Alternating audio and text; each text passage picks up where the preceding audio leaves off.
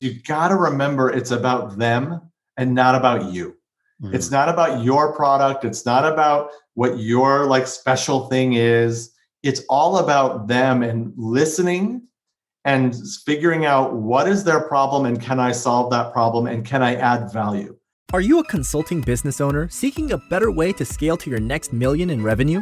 Accelerate Sales Podcast features other experts who have cracked the code to predictable revenues with proven sales systems that quickly increase revenue and get you on the fast track back to doing what you do best. Now let's accelerate your sales with today's episode.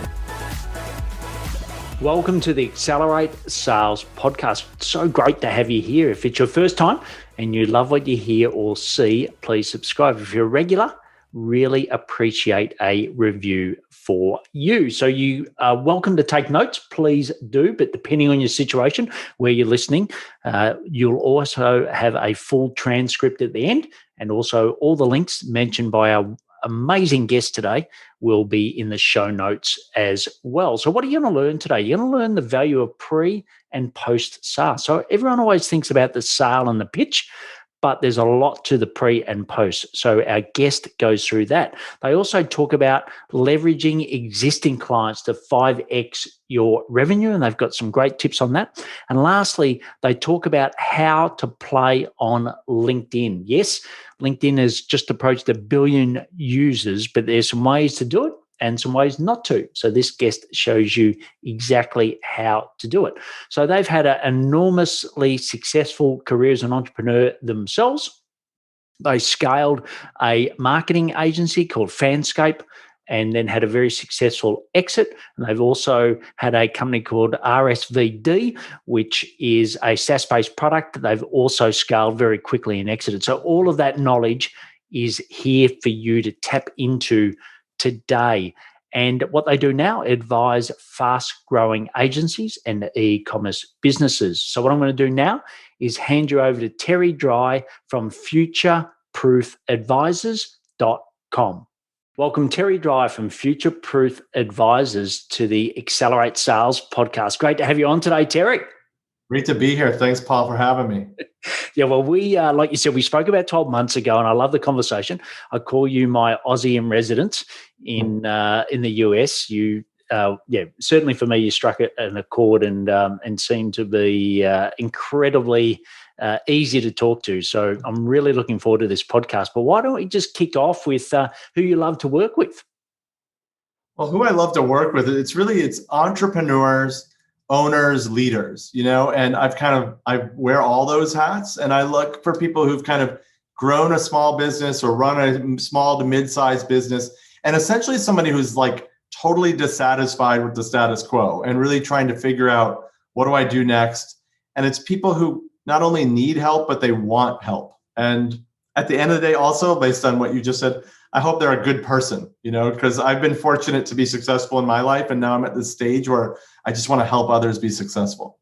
Yeah. And look, I'm not saying this is always mutually exclusive, but I do find that sometimes in business, the most successful people aren't always the easiest to deal with. I'm sure, everyone listening now has got, they can nod their head at some people they can think of. But it's great to see someone like yourself doing so well because, the old saying, the nice guys don't always win. I think in your case, and what I said in the outset, you've certainly done that. And when you sort of work with these clients, what are some of the biggest problems you help them solve, or what are some of the biggest problems that they first have before you help them solve them?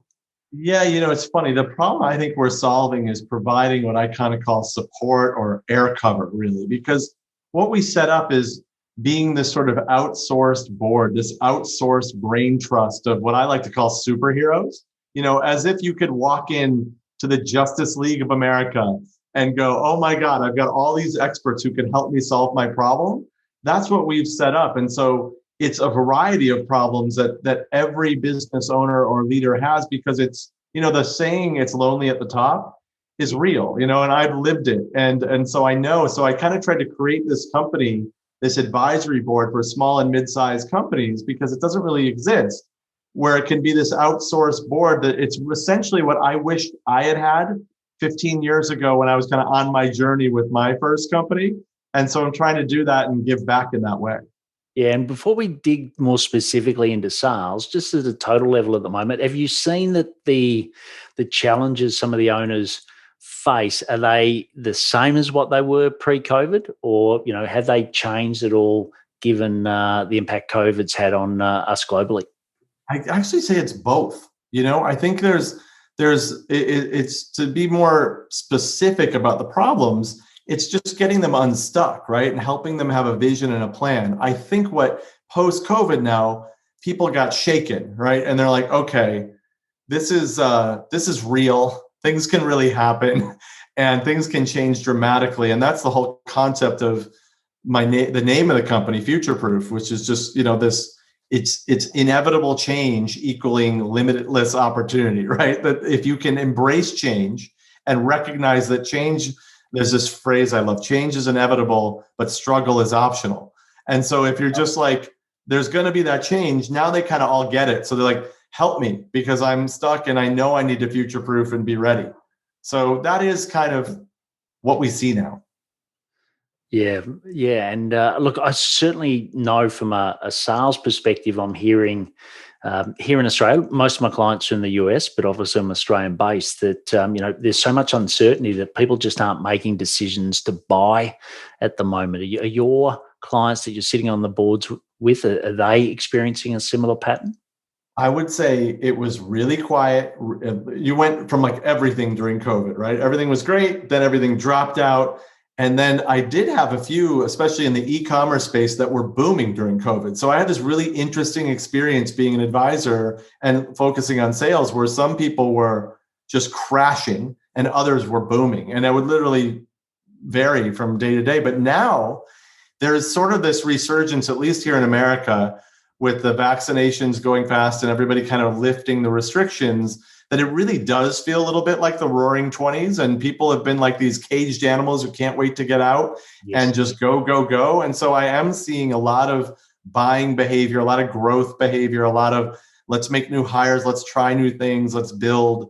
And it's really, it's fun. That part, I love that. I always have a growth mindset. So it's been fun. So I am feeling that. Are you not feeling that right now? Look, I'm finding it here in Australia that it's there's still a lot of uncertainty. We've got another outbreak here, and in New South Wales, which is our largest state, biggest population. So it's causing a little uncertainty. But I do find in the US that yes, it is that. I actually spoke to someone this morning who's about to get on a plane and go to their first in-person seminar for a while, and they were so excited. It was like their first, they just couldn't wait to get on that plane, have a haircut. They said, I've got to go get a haircut before I go. And so it's great to see that the biggest economy in the world, and really the economy that which is, more entrepreneurial than any, is back to business. So that's great. And if you look from a sales perspective, given all your learnings, I know that you've, scaled and sold, exited businesses yourself. Like you said, you've been there,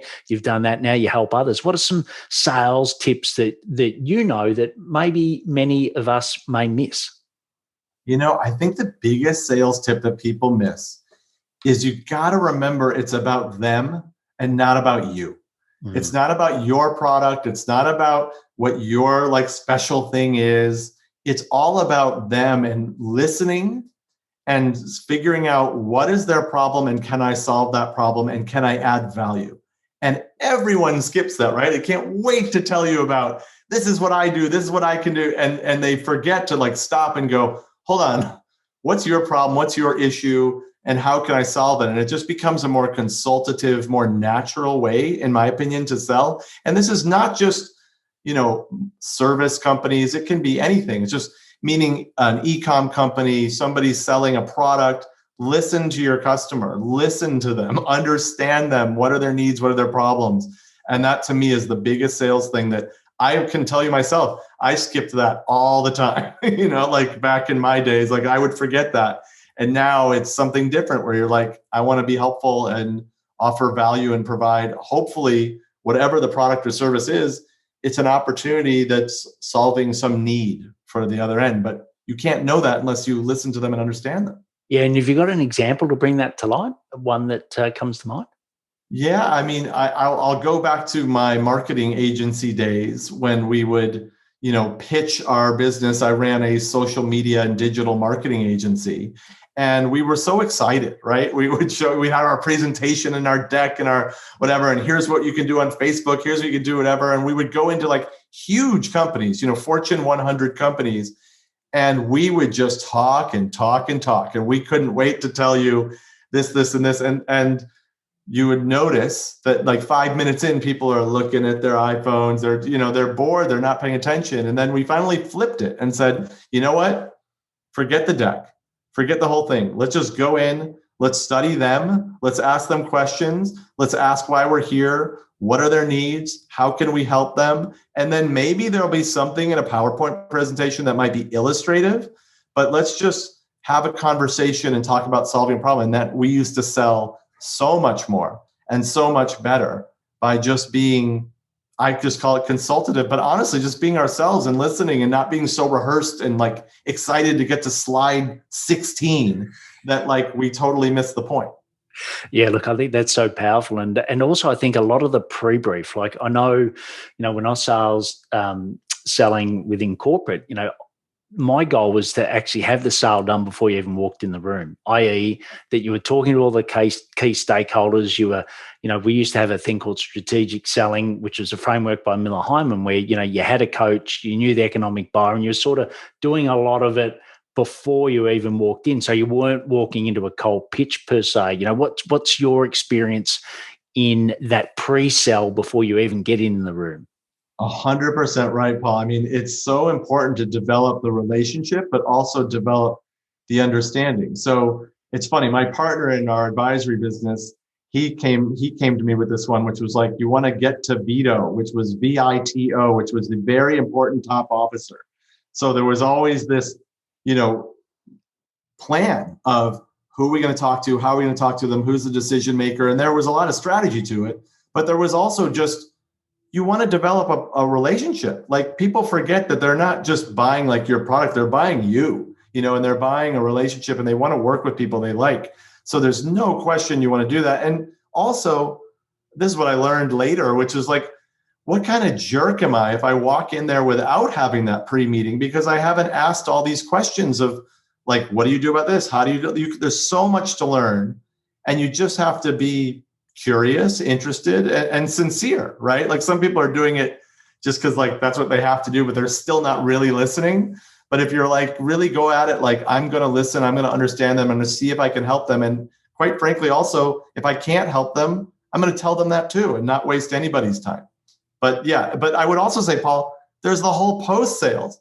Like that's the other interesting thing in the business. Like you do the pre, you do the meeting, and then everybody thinks it's over. Oh, they're going to make a decision. Like this thing is far from over. You have to keep having the relationship, keep having the conversation, and keep showing up. Yeah, I think that's a great point. And what are some specific things you do or used to do part of that post-sale routine? Yeah, it was always the follow-ups, right?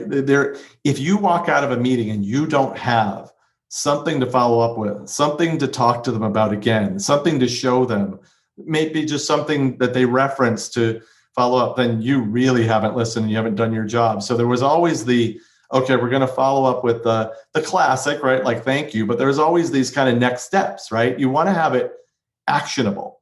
And so there would be, I'm thinking about, again, I'm going back to my marketing agency days, which hopefully is useful for your audience. But if you had a quote unquote pitch meeting, then you'd go back, and we did this with some CPG brands where we would talk about, well, here's the packaging thing we talked about. Here's an example of a great digital thing that somebody did on Instagram that you should consider.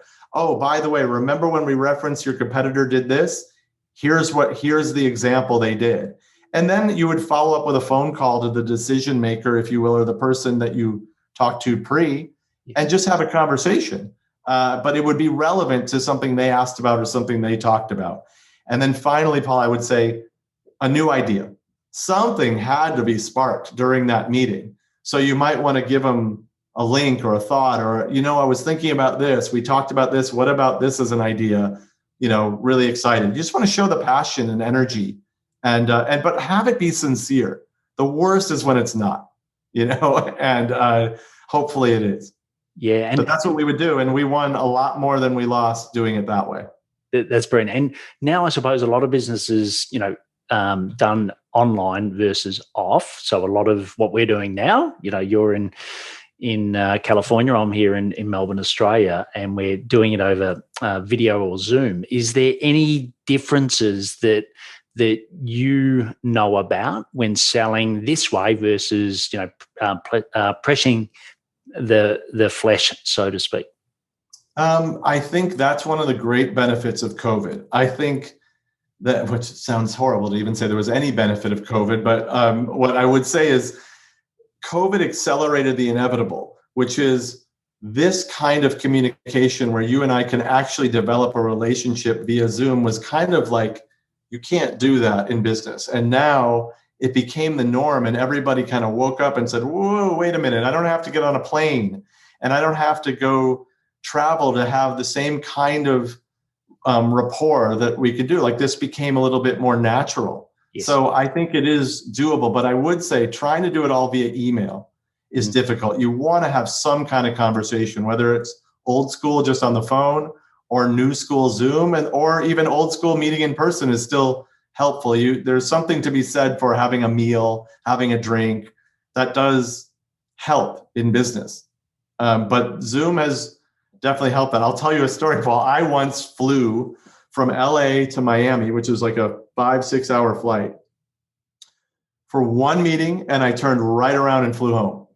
And and this was only a few years ago, and it was for a pitch, and I was just thinking the whole flight back and forth, I'm like, this is the biggest waste of time, the dumbest thing. But at the time, if I didn't show up in person, then the potential client would be like, well, they're not taking us seriously, they don't care. And I'm so spoiled because it was August, and if you've ever been to Florida in August, it is like, I can't deal. It's so hot, so humid. I'm like, I just going to go in and out. Plus I had something with my daughter I had to be at. So I literally, was back and forth with 12 hours on a plane back and forth. It was just crazy. And I think now it's completely acceptable if I were to say, hey, I'm going to just Zoom in. I've got this going on. I still care, but I don't know that you want me to fly all the way there. And I think people would have a totally different attitude towards it. Yeah, look, I agree. And, I think there will be a hybrid, and there'll be certain situations where it makes sense. But yeah, redundant meetings like that. I was the same when I was in corporate at Coca-Cola. Like, I would be up at 4 a.m. in the morning, fly to Sydney for the day, get home at 10, 11 o'clock at night. It was just ridiculous. And most of the meetings could be done via video. And we sort of had, we were early adopters, I should say, to video. So we had it, but, it was incredibly expensive, and people just didn't have the behaviors. Whereas now I think, right, it's a lot easier. So that's great. And if you sort of go down the funnel, so to speak, leads, or the top of the funnel, I should say, leads, what are some ways that when you're advising businesses, what are some ways that you see at the moment that they're being able to capture leads better than some of their competitors? It really varies because we're advising a variety of different companies. But I would say, and this is probably no big shock to anyone, referrals. So much of this is just like, if you do a great job, people will refer you business. Or in the case of a product or whatever, if you have a great product and it's a great experience, people will talk about it. You will create that advocacy, you will create that word of mouth. And I'm seeing that as the greatest source. And I know that might be frustrating if you're somebody who's just like, I got to accelerate sales, I got to do it, like I'm going to cold call 100 people and I'm going to do this. Like, that can work. We're working with a company right now that is old school telemarketing. They've got a formula down, they've got a script, and they know for 1 out of every 100 that they call, they're going to get a deal. So like, that stuff can work too. But what we kind of, I would say, elevate or graduate to is, how do you make fans out of all of your customers? And so that they're doing the lead gen and they're doing the marketing for you. And that's just by creating a great product, great experience. And sometimes that just gets so overlooked because someone makes the sale and they move on. Yeah, I think that's great. And I think it's, I do think there's a combo. And to me, the new referral platform in a way is LinkedIn, because people, you can share your successes a lot more broadly. Your clients can share success that they've had with you. And now I think the numbers are about 1 billion people on that platform. So I think, the old coffee in person and referral, I think now has moved online with LinkedIn. And, you obviously ran a very successful digital agency. What are you seeing as some of the key trends that are occurring on LinkedIn in particular at the moment? Yeah, I think LinkedIn is this fantastic tool that's often I'm still seeing overlooked. I don't know if you're seeing this, Paul, but you see some people who are set in their ways, whether it's with cold calling or cold emailing. And you're like, LinkedIn is a far more efficient way to do this. And LinkedIn, there are so many different products available if you need to reach out differently, but it's really just a much better platform. Plus, it's more organic than the rest of them. So I'm huge on LinkedIn. So I agree with you. And to the point where we were doing strategies for big brands and introducing them to look at LinkedIn as a marketing platform too, which I think people don't realize. And then, I would also just say CRM and email, but being really tactical and smart about it, not a one size fits all, but really understanding who people are. And again, coming back to delivering something of value every time you touch something of value. So I'm not sure if that's answering what you were asking, Paul, but I'm right with LinkedIn. Yeah, I think it is. I think LinkedIn is, like you said, I think it's untapped by a lot of people. We've been very fortunate. I've got over 3 million views now on LinkedIn, which has really, driven my business. It's all been free per se because it's organic. It's me writing a 15-minute post and getting, 20, 30,000 views a post. It's phenomenal. I can't get that on any other platform. And then, like all platforms, there's the good and not so good behavior of users. I'm a bike rider and, like cars always have a go at bikes. And then, in the same breath, bikes aren't always good to cars. So it works. But I do find that relationship that you talked about before and the value, I think that's coming more to the fore. It's like we had all the automation and, it was like when marketing automation sort of bombarded our inboxes in email, the same things happen on LinkedIn. And I think the people that do it well are going to survive. And have you got any specific tips on when you're reaching out to somebody on LinkedIn or, you're advising a client to do that? Have you got any specific tips on how to do that? Just provide value. Actually do your homework, research them, and make sure it's somebody that you can actually provide some kind of plus one, some kind of benefit to. The people who just, spray and pray, it doesn't really work. And there's so much noise. The unfortunate part of LinkedIn is that there's getting to be a lot of noise there. There's getting to be a lot of email. There's a lot of solicitation versus just, really organic stuff. But your point's right. Like, it all changed. I'm somebody who ran social media. This is before it became pay to play, where you could do organic things on Facebook, organic things elsewhere. LinkedIn is really the only still pure thing out there. And there's but back to your point on LinkedIn, it's provide value and something that somebody's going to want and pay attention to who they are. Like, I don't know about you, but I'll get solicitations on things that I already have. If you just looked at my website, you'd know I've done it, or it has nothing to do with what my business is. And it's just not cool. And it ruins it for the people who are trying to do good things. Yeah, look, and, I get the other day, I got someone saying, who's your ideal client?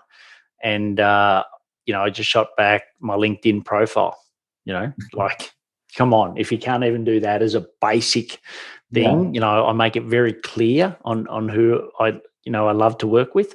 So I do think it's gold there for the good people. And as far as, sales, who does it, right, in businesses and certainly businesses that are scale. So let's say you're a $2 million business, you've got ambitions to get to 10, and there's that, should I hire a salesperson? Should I hire an outsourced sales team? Should I continue to develop a team under me when you're the business owner? What's your experience on those different options to get to that next level of sales?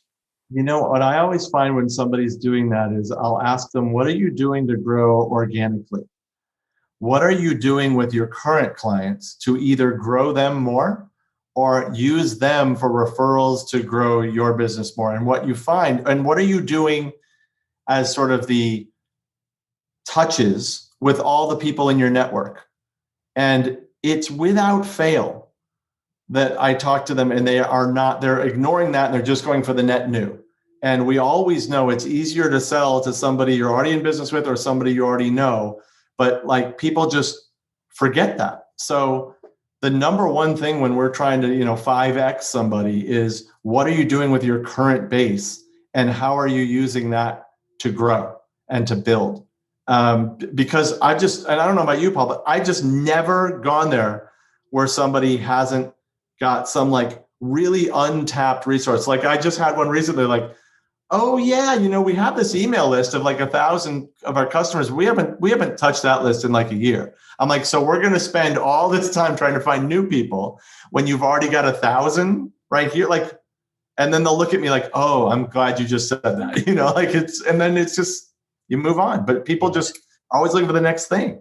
Yeah, and I think that's so true. And that's, the benefit of working with, like you said, advisors like yourself is that, it's hard to see the label from inside the jar sometimes. And it, what's dead obvious isn't always obvious, right? And I totally agree. And it's like first connections on LinkedIn. Often people are saying, I want to do outreach. I'm like, okay, so how much have you actually looked at your first connections already? Like a simple question, but how many of your ideal clients are in your first connections? And they're like, I don't know, I've never thought of that. I'm like, well, there you go. Like there's an existing database that you've got some relationship with. Why not go and mine that first, or look at that first before you go in? So that's fantastic. So before we go into the rapid fire section, Terry, I'd like to ask you that is either listening or watching this, do you have the sales system to get your next $1 million in revenue? And like Terry said, there's definitely referrals. There's also existing clients, but there's some other things that you can do. And what I've done is created a pulse check, 9 questions. It'll take you about 3 minutes to fill out, but it'll really see if your current sales system is what I consider or how you can compare it to best practice. So you can just go to paulhigginsmentoring.com/pulse. You can answer those 9 questions. Then at the end, what you'll do is get a score based on your results, what you've answered. And then on that, we can either have a call, which I'll go through those gaps. So it's not a sales call. It's just saying, okay, here is a little bit more clarity. So you walk out with a plan, or you can get the opportunity, if you've nailed everything, to come and share those experiences like Terry has on this podcast today. So Terry, are you all set for the rapid fire? Sure, let's do it. All right, great. So the first thing is, what are some sales habits that make you successful? I keep this mantra in my mind of good things are attracted, not pursued.